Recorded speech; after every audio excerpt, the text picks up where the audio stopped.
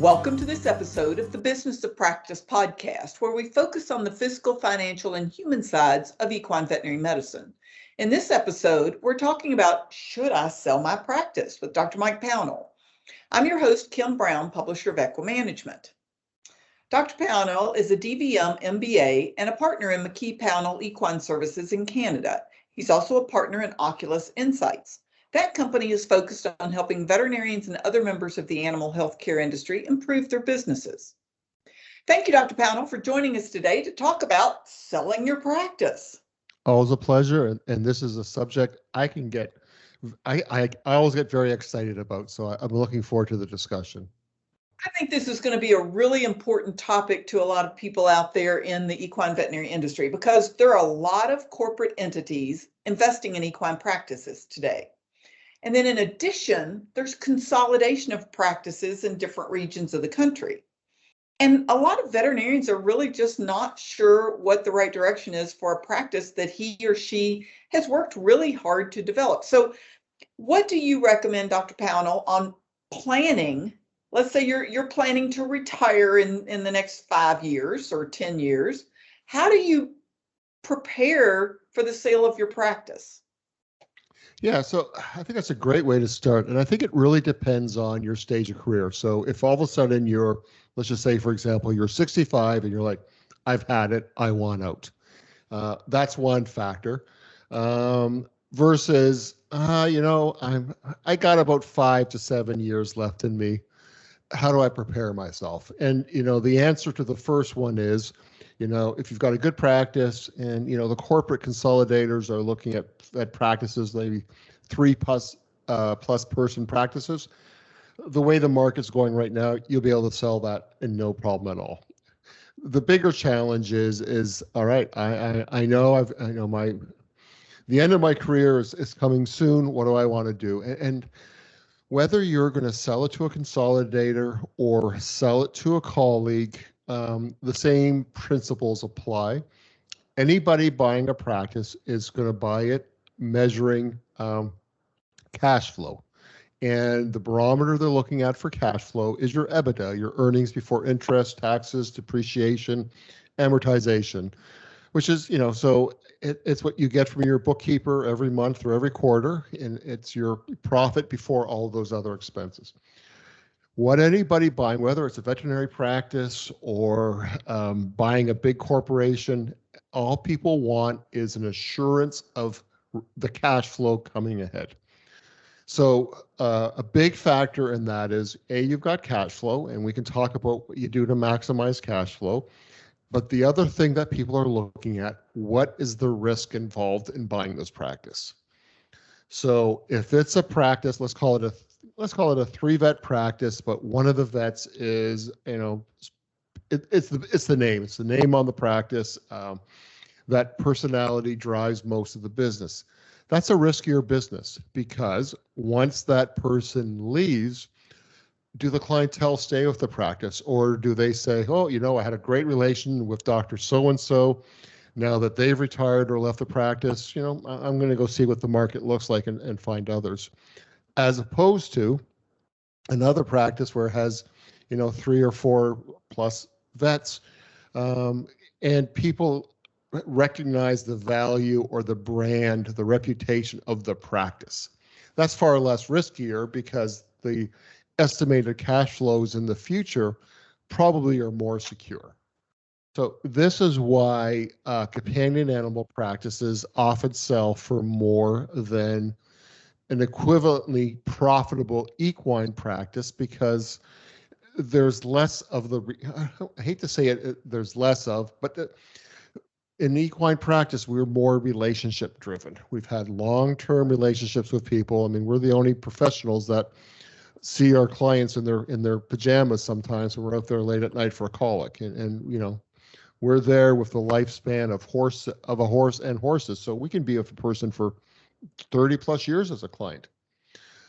So people really stick to the veterinarian as opposed to a companion animal practice. Well, they're on my way to work. They do a great job. I can drop off my dog on the way in, pick him up on my way home. And I'm, it's easier to transition that. So those are the two things that we want to look at is cash flow and risk, because you have cash flow. And so let's say, I know John Chalk presented at the AP, I think 4 or 5 years ago, on a survey on profitability of the practices that he has in his group. So he did 30 practices, and the average EBITDA was about 12.5% of revenue. So that means if you had $1 million in sales, your EBITDA would be 112,500. And what people will do, one of the most common ways of evaluating that practice is they'll use a multiple of that. So the higher the multiple, the lower the risk. So if, let's say you were a one vet racetrack practice, or a sport horse practice that when you retired, your clients would go elsewhere, the risk is high, so maybe you get a 1 multiple. Whereas if you're a multi-vet practice that's been around for years and people just recognize it, and you have vets that will be staying on with the transition, you'll have a higher multiple. Traditionally, before the consolidators or the corporate groups came in, that would be about 4 to 6.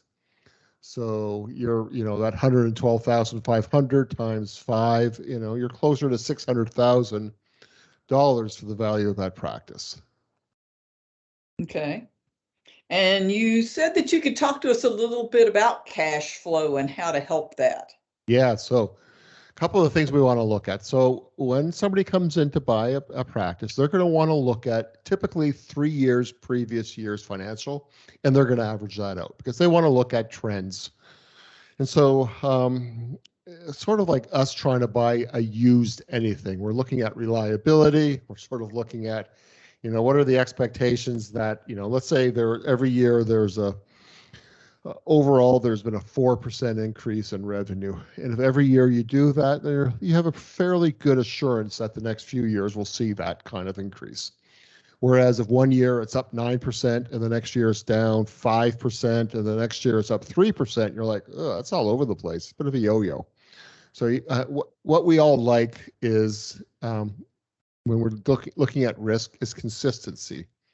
So if you're planning and let's say you're in your 50s and you're like, I'm going to retire in 5 to 7 years. That's great insight to have because you can really prepare your practice financially for the sale. And we can talk about how do you mitigate risk later on. But financially, you can make it look better. So, all right, what I need to do, I need to grow my revenue consistently. The next thing I do is how do I improve my profitability? Maybe your EBITDA is 10%. So what does it take to get it to 15%? And so then it's like, okay, let's look at our inventory. Are we buying what we need or are we buying too much? The more money that we have tied up in inventory, the less profit we're going to have because a lot of that stuff's just sitting on the shelves.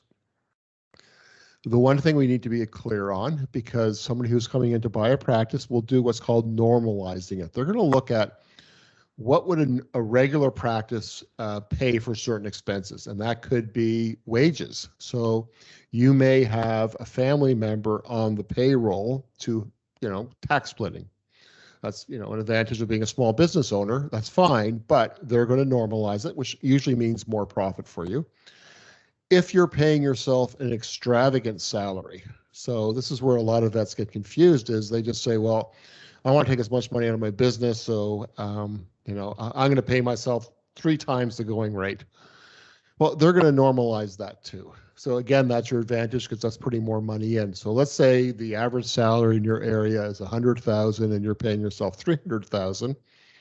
Well, they're going to say, you know what, to replace you, we're going to need $100,000 salary. So we're going to add $200,000 back into your profit, which is good because the more you can show profit, the more you're worth. But what if you're underpaying people? And so maybe you're underpaying your support staff compared to equivalents in the area. And they're going to look at, there's a good chance they're going to look at companion animal too. So if your technicians, for whatever reason, and I'm just making up numbers, just, right. We all live in different areas, and so it's all going to be different. So if you're paying a vet assistant $15 an hour, and small animal practices in the area are paying $18 an hour, for example. So that $3 difference, they're going to adjust it bit of money's coming out of your profitability because they want to pay people the going rate. The big thing we got to look at though is when we take payments in cash. So if you're income splitting or there's some deviation in salaries, there's a paper trail that you can say, hey, I know I paid too much, I'm paying myself too much, or I'm not paying somebody else enough. We can explain that. It's above board. It's how you file your taxes. It's all legitimate. But when you're receiving cash, so let's say over a year, you're taking about $10,000 a month of cash. You've got old friends, or they're going to barter with you, or what have you. Well, you can't say to somebody who's going to buy your practice, oh yeah, but I get about $10,000 a year in cash. They're going to like prove it to me. And you have no proof. And so how I look at it is for every dollar you're taking in cash, let's say your multiple is 5. Well, for every dollar you're taking in cash, $5, you're reducing the value of your practice by $5. So if you're taking in $10,000 a year in cash, that's about $50,000 less than your practice is actually worth. So if you're saying, all right, I want to be selling my practice in a few years, you got to stop with the cash, or realize it's going to diminish the value of your practice, and you can't go to anybody and say, but honest, it's there, because you can't prove it, and there's no guarantee it'll continue afterwards. So cash is the big factor, but really whatever I can do to increase my profitability. So let's say we're that $1 million practice and you have 10% profitability, so that's $100,000 a year, and your multiple is 5, so your practice is worth $500,000. But what if you got your profitability up to 15%? Like really, grew your practice every year like 3 or 4%, and you got your profitability to 15%. So let's say in 5 years your practice is billing 1.5 million, and your profitability is 15%. I don't have the math right in front of my head. I can probably pull my phone up and pull it off, but it's worth a lot more than 500,000. It's worth a boatload more than 500,000. So putting that kind of effort into it is going to pay dividends over the long run. So I just figured it out. So if in 5 years you got your practice up to 1.5 million in sales and your profitability is 15%, your practice is then worth about 1.25 million, or 625,000 more than if you sold it now with the profitability that you have. So that kind of effort, those little bits will add up over time that, it's going to increase the value considerably. And that's a chunk of change. So that is a big chunk of change to really investigate. And if you don't understand that as a practice owner, then you can talk to your accountant or CPA and absolutely figure that out. Okay, so let's go to a different type.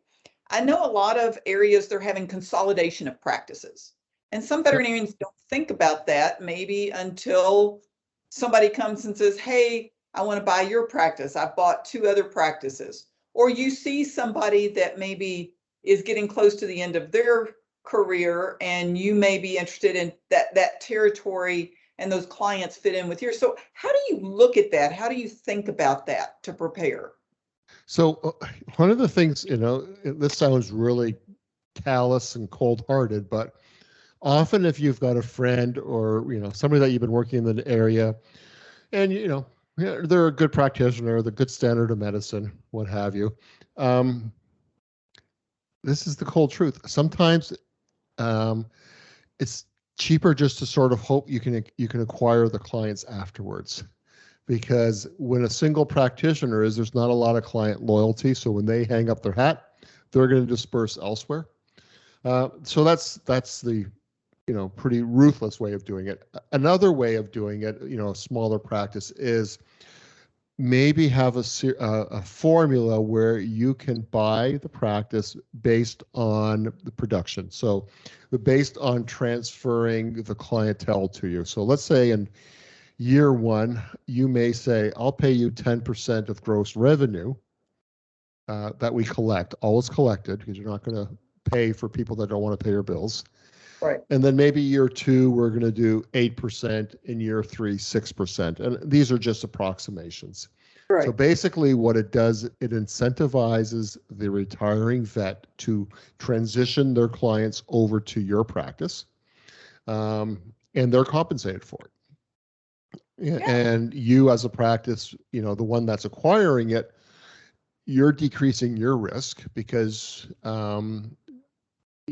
there's no, because you're only going to be paying for what you get from that client, from that vet, as opposed to agreeing on a sum, paying it, and then after the transactions happen and this vet retires, the clients disperse. And you're like, wow, I just paid a lot of money and I got nothing in return. So that's a great way of making sure the person who's selling it is getting some value to their practice other than just shutting the door.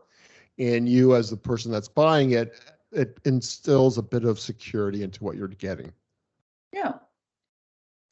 And then the one that everyone hears about so much, corporate options. Yeah. So just before we jump into corporate, I just wanted to say one last thing.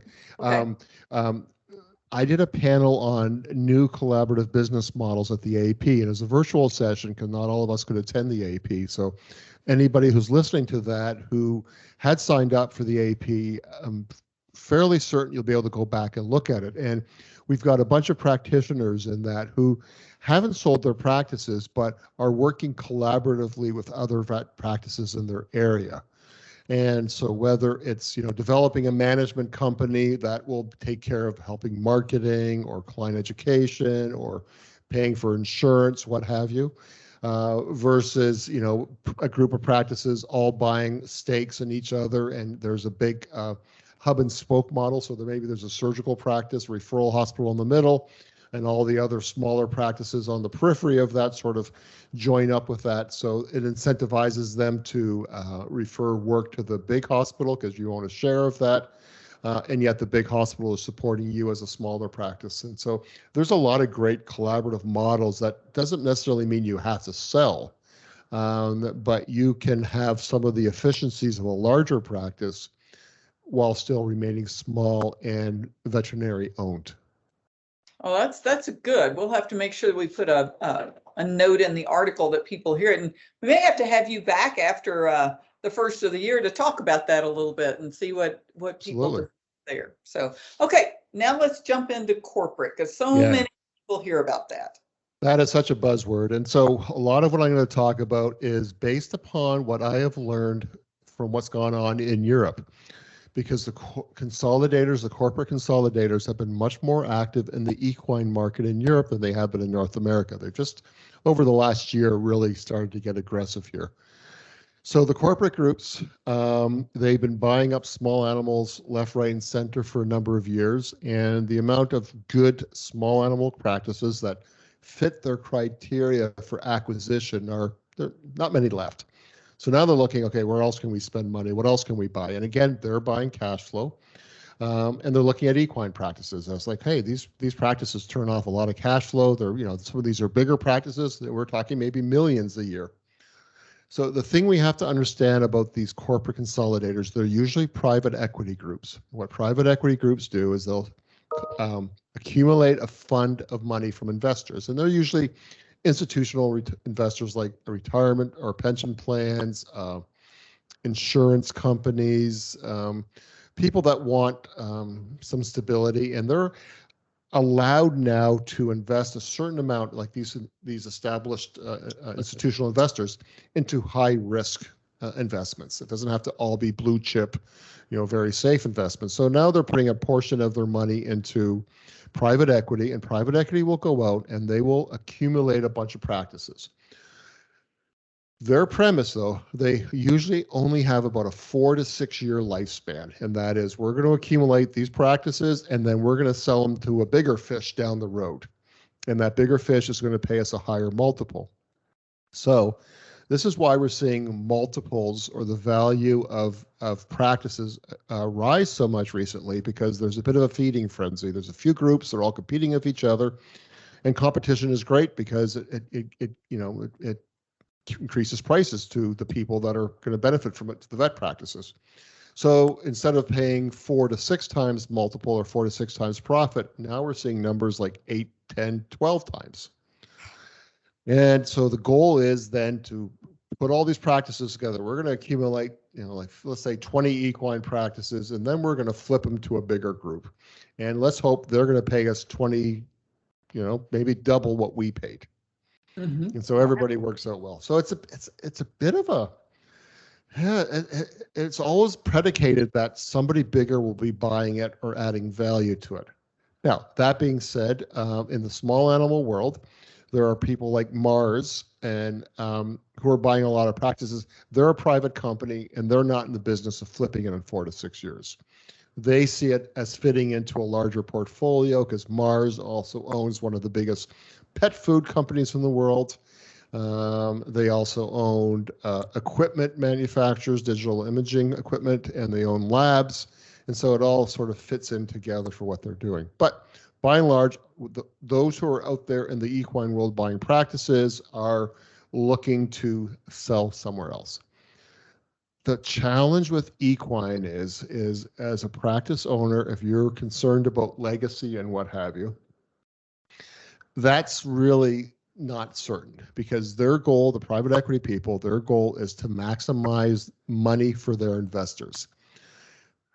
So like we would go to, like, we don't want to say to a client when they say, well, you fix the lameness of my horse, will you guarantee it'll be sound? Of course not. But financial people are guaranteeing to their investors, you put X amount in, you're going to get this return.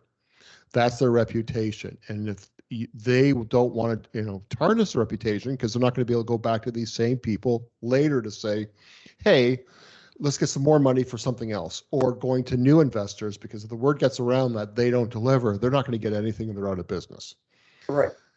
So this is where I'm concerned about the private equity model in the corporate groups buying veterinary practices, because as veterinarians, our goal is we want to take care of animals, our clients. Yes, we want to make money, but it's not the only thing. We're here because we like healing animals. We're helping our pets and our community. Whereas the private equity groups, corporate groups, their major goal is to make money. At some point, you can see where there's going to be conflict. You want to buy a new piece of equipment for your practice, or you want to invest into something, and they, your new bosses, owners are going to say, I don't think so. I worry that may interfere with the kind of returns we're going to get. So a note of caution there. They're not all like that, but a note of caution. Well, and is there anything else that you wanted to touch on as we're talking about? And I realize there's books and seminars that last multiple days that cover this topic. Yeah. But is there anything else just that you would like to mention? I think the main thing in what will increase the value of your practice as much as anything else is minimizing the risk involved with it. So if you're a 3-vet practice or 4-vet practice and you're going to sell to somebody else, don't have 1 vet or 2 vets being the bulk of the billing. Like, spread the wealth around. Make sure other people your younger vets are doing it. Make sure that you have consistent revenue growth, consistent profitability, because again, fluctuations, nobody likes fluctuations. That gives uncertainty. Having loyal clients. Maybe you get involved in having a net promoter score, which is a factor of a customer survey. If you can tell somebody, hey, we have an average net promoter score of, let's call it 80 for discussion's sake, then you can demonstrate that, this is, we got consistent loyal clients, that the odds are they're going to stay with the practice afterwards. So yeah, increase your profitability, minimize the risk for any new buyer. And the last thing I want to say is no matter who's going to buy you, odds are they're going to want the selling owners to stay on for a couple of years to ease the transition. And let's say you're to make things simple, your practice was worth $1 million. What they typically will do is say, here's 75% of it up front. Here's $750 now. You'll get your other $250,000 in 2 years if we meet these goals, because that's the carrot they're going to dangle to make sure that their investment is more secure. That's a good point to bring up. Okay, well, thank you very much, Dr. Pownall, for joining us today, and thank you for listening to the Business of Practice podcast. We invite you to visit equimanagement.com or your favorite podcast network to hear each episode of The Business of Practice. And if you have any questions or suggestions, you can send an email to me at kbrown@equinenetwork.com. The Business of Practice podcast is a production of the Equine Podcast Network, an entity of Equine Network, LLC.